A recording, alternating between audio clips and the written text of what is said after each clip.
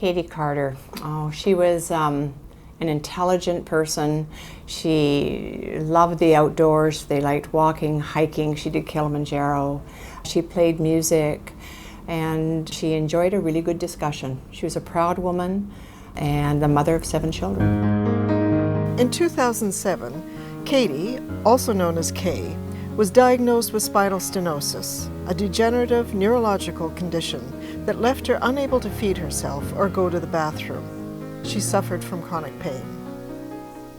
They were able to deal with the pain to a point. So they gave her medication that would help the pain, but that wasn't what really bothered her the most. It was her loss of autonomy, loss of dignity, and loss of independence. So when she really lost most of her mobility, she just said, "My time is up." Katie asked Lee to help her travel to Switzerland, where Katie knew the law allowed assisted death. She applied to Dignitas, the Swiss nonprofit clinic known for providing this service.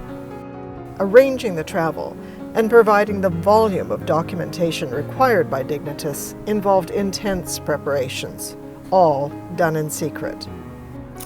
Throughout this entire process, we needed to keep everything underground, undercover, not let anybody know what we were doing. She was petrified that somebody would find out what we were doing and she'd get caught. We'd get caught, and she couldn't go. But they made it. By January of 2010, Katie was in Switzerland, accompanied by Lee, along with Lee's husband Hollis, sister Marie, and brother Price. But still, other than family and a very few friends, no one else knew what Katie was planning. After we were in Switzerland and we were in the hotel room, and she said to me, "Lee, I want to write a letter to my friends." So I sat down with my laptop and she dictated a letter.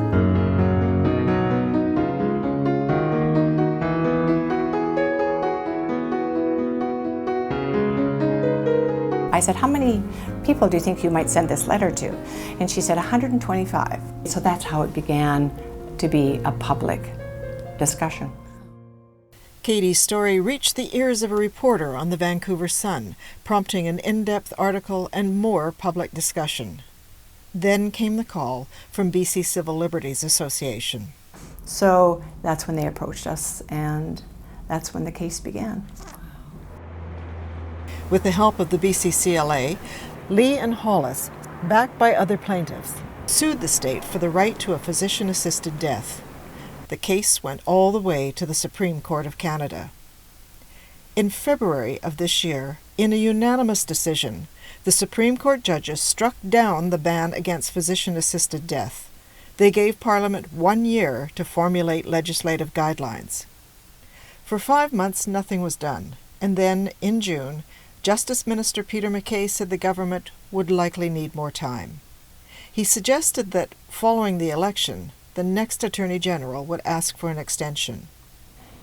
You know, for people that are really suffering from an hour, a day, a month, time is so important to them. So to extend this is so unfair to Canadians, I think.